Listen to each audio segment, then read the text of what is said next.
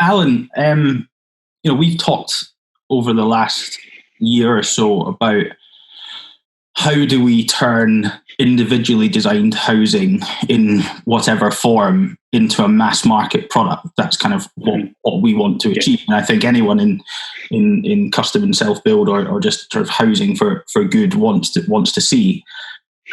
How do you feel working with an architect will benefit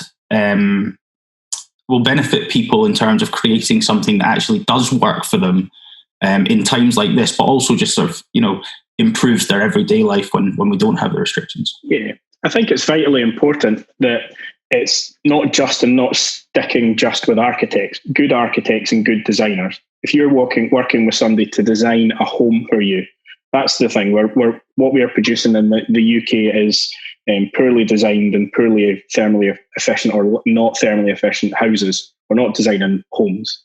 The stuff that we do in self-build and custom, we've done 340 odd self-builds now. They are designed to that person's requirements. And if those people that are sitting in their home right now, it'll be designed for them, perfectly for them, not for a mass generic household. And that's a massive thing. And if we can start bringing that to become the norm, we're going to have better quality homes that people can use now, 5 years' time, 10 years' time. So they've got a future home. They've got something that's tailored to their requirements. So a couple of examples of that, where a lot of the stuff we do at the moment for the last couple of years, has been open plan, kitchen, living, dining. If that's the only space you have at the moment, you'll be hating it because you need somewhere to escape. You have to have that dynamic. And if you've not got, so in the house that we're currently in, it's a 4-bed house, one of the bedrooms up until a year ago when we had our newest child was a home office.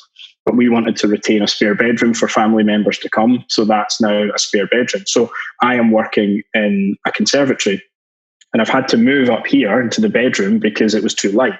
So I couldn't do calls. So part of it is great. We've got separate spaces we can use, but they're not fit for all of the different things that we now need to do because the dynamic of how we're using houses is changing because we're in it more. So if this house had been designed from first principles, we would have had a specific office that was designed for both myself and my wife Emma's requirements.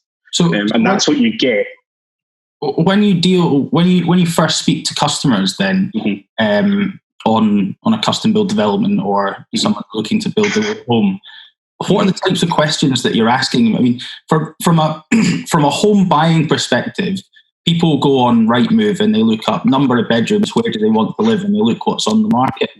Whereas, from speaking to some of your architects previously, I get the feeling that it's much more of a personal, how do you live your life set of questions, and then the design comes from there. Can you tell us a little bit about that? Yeah, I mean, we were very guilty of maybe 5 or 6 years ago having a very prescriptive brief that we asked room sizes, different amount of rooms, what do you want to do? We now tailor it completely different to what are the 4 or 5 things you do as a family now. What are your main activities? A lot of them will be, so prime example in the house that we've got, I travel a lot very early in the morning. So we've got a master bedroom, dressing room, and an ensuite. I can go from the ensuite back into the dressing room and straight back into the hallway. I don't have to come back into the living room. So I've done that through thinking about how we need to live. So I don't need to go back in and wake my wife up for a second time. If you go through these processes of thinking, how do you live? And it could be as simple as, well, the kids are coming home from primary school now. What do we do at 3:30 or 4 o'clock with them? Do we all sit around and make dinner around an island unit in the kitchen? Are we outdoor people? So a lot of our clients the younger ones are more outdoors. So they want a double garage that they can drive in, wash the bikes down. That's connected into a wet, dirty utility room with a shower in it. So you can hose the bikes down, come in, hose the kids down, and put the laundry straight into the stuff. So, but these are things that you get from designing a home for you. So there's 4 or 5 questions you can ask people about how they live now, how they live in 5 years, and how they might live in 10 years. So it's really important that we're designing homes for now, but also for how the future will develop, whether it's multi-generational.